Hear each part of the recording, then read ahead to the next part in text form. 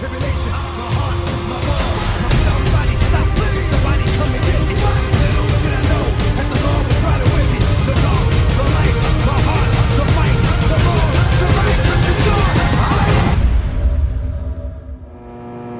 gone. Welcome back, ladies and gentlemen, to another JVS movie review brought to you from the Toronto International Film Festival. That's why the setup is a little different here, because hey, make do what we gotta make do to get this stuff done.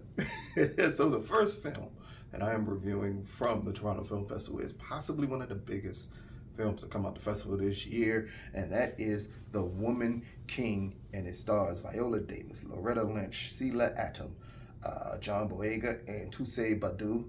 And this is the quick synopsis for set in West African Kingdom of Dahomey during the 1820s. The Woman King follows an all-female group of warriors who protect the kingdom. The general trains a new generation of warriors to fight against an enemy who wants to destroy their way of life. So, let me start off by saying first, this, and I don't know, people may not take this the right way because some people know how I feel about this movie, but this, to me, felt like the movie that people wanted Black Panther to be, and possibly the movie people want Black Panther 2 to be. This movie feels that way. It is a complete action-packed epic in the sense of Dancing with Wolves, or even an Avatar of recent memory, of a sense where while the story is simple and you'll probably get it, what you're going to be intrigued by are performances and action set pieces and just the setup of everything, because that's what makes this movie shine through, led by the amazing Viola Davis in this film. Granted, she is the name attached to this film that is getting people attracted to seeing this film. She's not the best person in the movie. And that is a great thing to have happen when you have Viola Davis, who can kill every role humanly possible, not be your best actor in the movie, but she kills it as a general in this movie, as we are introduced to this female warrior tribe early on in the first opening moments of the film, of just them raiding and rescuing people from their village who have been kidnapped. Like in this scene, two things are highlighted. One, that Gina Prince-Bythewood, who is a director here, knows how to shoot action, and she knows how to shoot action extremely well. The thing that stuck out to me the most here is just the choreographed fights and how smooth every transition was, from just the minuscule one-on-one, maybe hand combat, to the huge combat with weapons and everything of that nature, and just how everything blends so well together that in a while you kind of forget that you're watching a movie and not something from National Geographic informing you of what this tribe did and how this process began in this time period. And that's a great thing. And again, we're introduced to the female warriors, then we're introduced to the code of the female warriors. We're introduced to the point that they can't take a husband, that they can't have children, that their goal is to serve the king and the king only. Here we also early on meet a young new character played by Thuso. I think I'm saying her name right. No, I said it right in the preview. I hope I'm saying it right here. As just a young woman who's attempting to find her way in life and sticking up to the things that her father wants her to be and wants her to do. It's an amazing scene early on of him trying to marry her off to a guy who's clearly abusive, and just her fighting back and leading him to give her to the king and give her to these female warriors, who also, the people in the kingdom can't even look at the female warriors. It is against the king's creed that you can even look at his female soldiers. The history, if you know it, great. If you don't, it is something you can look up, because this is actually a real tribe. Most of these pieces are true. While the story may not be true, most of the pieces are true. But this is stuff you can research on your own, and I beg you to, because I do know the current backlash is going on about how the slave trade is introduced in the film and how it's depicted in the film. But I digress. It's still a small part of what makes this movie really, really good, really, really entertaining. And again, it's the biggest piece is Loretta Lynch. I can Sheila Adam, who plays basically Viola's second in command in this film, is really good. Really, really good. Thuso is really great as the young upcoming warrior. But this movie shines by the performance of Loretta Lynch. She is amazing in this movie. The entire time, every scene she's in, she steals. Every scene she's in, you wish she was in more.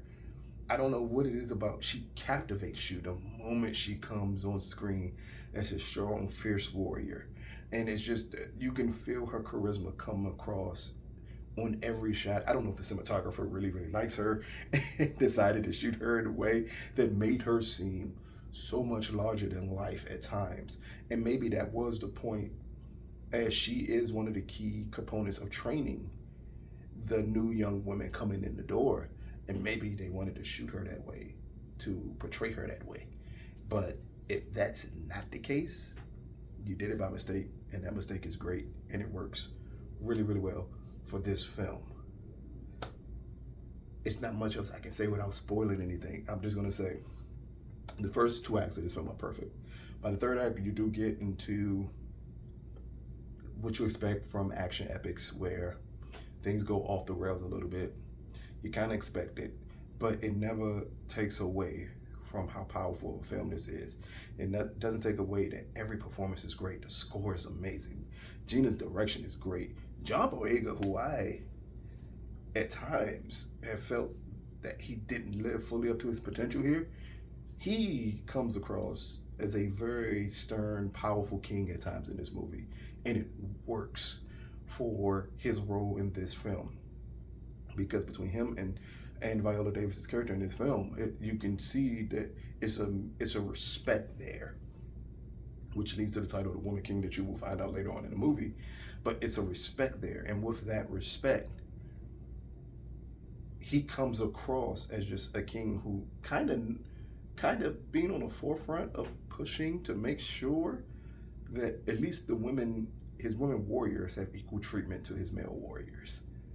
And again, it all works together well. It's an amazing action-packed story. It's simple as a story. You may even figure it out before you get way to the end of the movie, but that's fine because it's executed so well. The performances are great, especially Loretta Lynch's performance. She is immaculate in this movie, and it's definitely something you need to check out. So, The Woman King, brought to you from the Toronto Film Festival. Out of a possible 10, I'm going to give The Woman King a 9 out of 10. This is possibly, at least it's early on, especially me being in this film festival, this is possibly the best action movie of the season, possibly the best action movie of the year. It lives up to the hype that has been built up for it over the last couple of months about what you were going to get. At this point, I'll go to the extent of saying maybe this is what can help quell some of the worries that certain people may have about Black Panther 2. Because to me, if you can do this movie on not even a quarter of the budget, I would expect Black Panther 2 to be able to pull off the things that this movie pulls off. But again, this is a movie set at a time, place, set with amazing Black actors and actresses who kill it every time they're on screen in this film. I think anybody can love it. It's no target audience for this film. Granted, you will definitely want to take your young girls to see this, and not just young Black girls, young white girls, young Latino girls, young Asian girl, every young girl, because it's a female empowerment type of story. Just so happens to be set in Africa, and it's going to resonate with the Black audience a little more. But I think it'll resonate with everyone who loves to go see, again, a good action, epic set piece. We have not seen one of these type of films in a while that could get the Oscar attention and not be a comic book type of movie. That's why I can immediately say Dances with the Wolves, because that's, in my mind, one of the last true setup epics that was full of action that I can remember that can even compare to the amazement that you're going to get out of The Woman King. So check it out. Let us know what you think. This has been another JVS movie review from the Toronto Film Festival. Peace, people.